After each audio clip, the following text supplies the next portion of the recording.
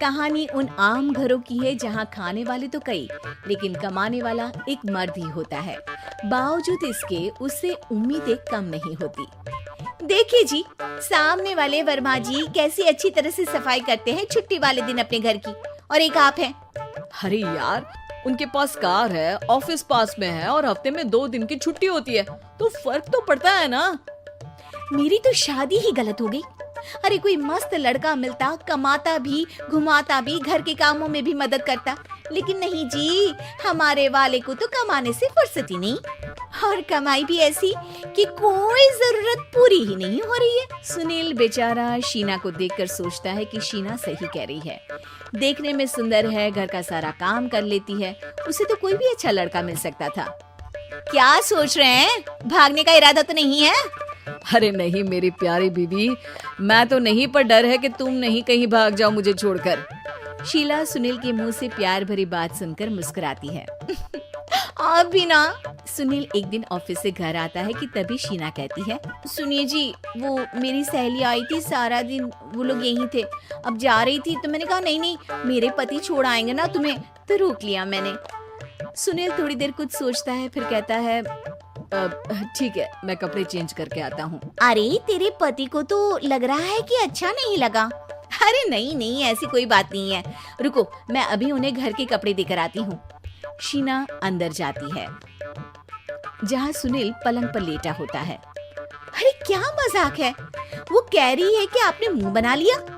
सही तो कह रही है, सुबह से अब ऑफिस से लौटा हूँ, एक कप चाय का तो पूछा नहीं, 20 किलोमीटर जाओ और आओ, और फिर कल उसी टाइम पर ऑफिस। अरे यार, मुझे गाड़ी चलानी आती ना तो बोलती भी नहीं आपको, और कौन सा रिक्शा खींच कर जाना है आपको।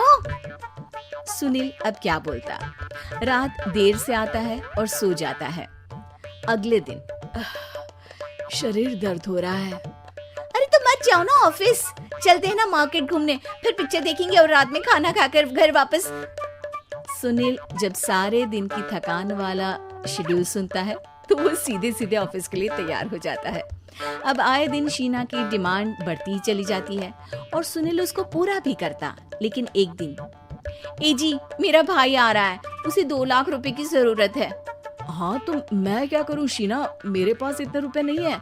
हाँ हाँ पता है नहीं है, लेकिन किसी से लेकर तो दे सकते हो ना।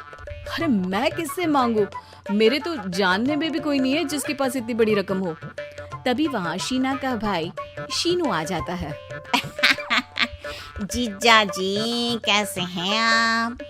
मैं ठीक हूँ शीनू, अचानक इतनी बड़ी रकम की जरूरत कैसे पड़ गई?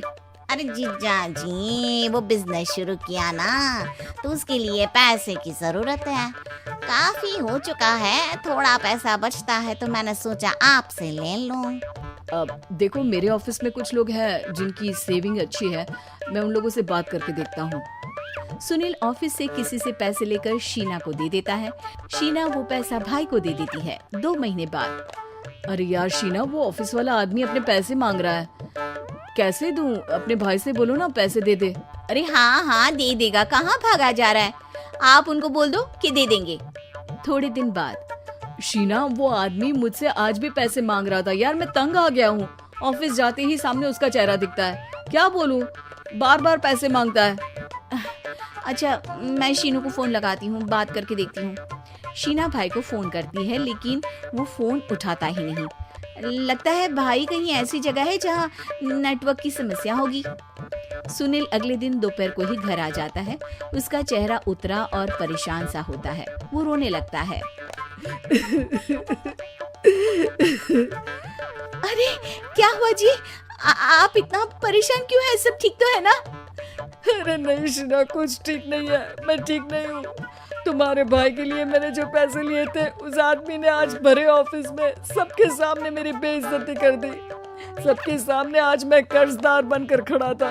मैंने हर वो प्रयास किया घर चलाने के लिए जो मैं कर सकता था, लेकिन अब नहीं होगा। वो फिर रोने लगता है। अरे आप तो औरतों की तरह रो रहे हैं, मर्द हैं आप।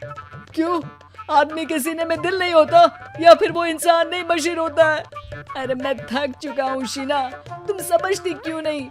मैं भी शारीरिक और मानसिक रूप से थकता हूँ। मैं भी आराम करना चाहता हूँ, सुकून चाहता हूँ। मैं अब कुछ नहीं कर सकता। कुछ नहीं। वो बैठ जाता है। शीना पति को हैरान परेशान देखकर चुप हो जाती है। अगले दिन, सुनिए, ये लीजिए 2 लाख रुपए, उस आदमी को दे दीजिए और बोल दीजिए कि आज के बाद किसी को पैसे के लिए बेइज्जत ना करे। सुनील पैसे देखकर राहत की सांस लेता है। अरे शीना, तुमने तो मेरा बहुत बड़ा काम कर दिया। अब मैं शान से ऑफिस जा सकता हूँ। लेकिन ये पैसे आए कहाँ से? ये पैसे मैंने अपने गहनों को गिरवी रख कर लिया है। तुम ठीक रहो, निश्चिंत रहो, मैं बस यही चाहती हूँ। मुझे माफ करना, पर अब मैं समझ चुकी हूँ कि मर्द को भी दर्द होता है।